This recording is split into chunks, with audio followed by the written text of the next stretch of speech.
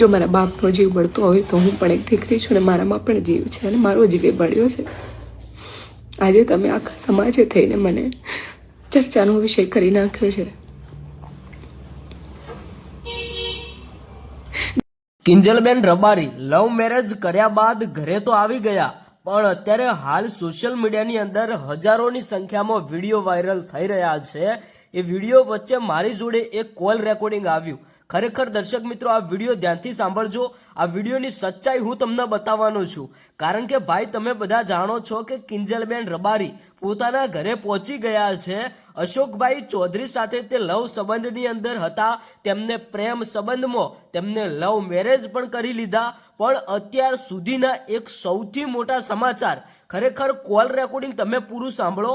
આખો તમને પૂરેપૂરો વિડીયો બતાવવાનો છું. દર્શક મિત્રો, આપણે વિડીયોમાં આગળ વધીએ એ પહેલાં હું તમને એક નોટિસ આપી દઉં કે આ વિડીયો પહેલાં તમારે ધ્યાનથી સાંભળવો, પછી જ કોમેન્ટ કરવી. કારણ કે મેં ટાઇટલ શું માર્યું છે, કિંજલ રબારીનું કોલ રેકોર્ડિંગ વાયરલ થયું. અત્યાર સુધી મિત્રો આવા ઘણા બધા વિડીયો વાયરલ થતા હતા, એટલા માટે જ મેં આ વિડીયો બનાવ્યો છે. કારણ કે ભાઈ, હવે આ વાતનું બધું સમાધાન થઈ ગયું છે. કિંજલબેન રબારી અને ભાઈ અશોકભાઈ ચૌધરીનું સમાધાન થઈ ગયું છે. બંને સમાજના લોકોએ સામસામે મળીને વાતની સમાધાન કર્યું છે.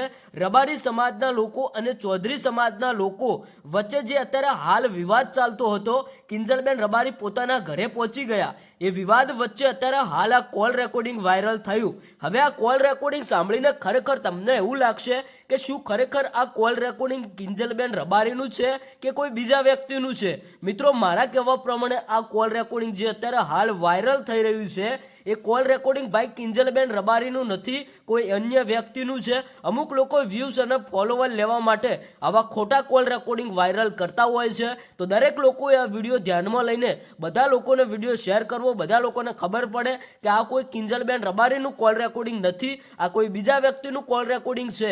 પણ દર્શક મિત્રો, કિંજલબેન રબારી ઘરે આવી ગયા, બધી વાતનું સમાધાન થઈ ગયું. એ વાત ઉપરથી તમારું શું કહેવું છે એ તમે કોમેન્ટ કરીને બે શબ્દો જણાવતા જજો. આવનારા સમયની અંદર કિંજલબેન રબારીને લગતા કોઈ પણ નવા સમાચાર જોવા માટે આપણી આ ચેનલને સબસ્ક્રાઇબ કરજો.